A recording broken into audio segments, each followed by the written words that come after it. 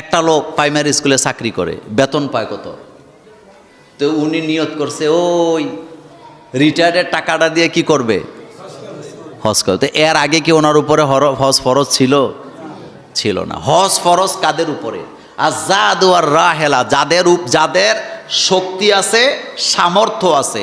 শক্তি মানে শারীরিক শক্তি আছে, আর সামর্থ্য মানে যার এই পরিমাণ সম্পদ আছে, যেই পরিমাণ সম্পদ থাকলে পরে সে মক্কায় সফর করে আসতে পারে, মিনা মুজদালেফা সহ বিমানের টাকা দিয়া খানা খরচ দিয়ে আসতে পারবে, তার উপরে হজ করা কি ফরজ।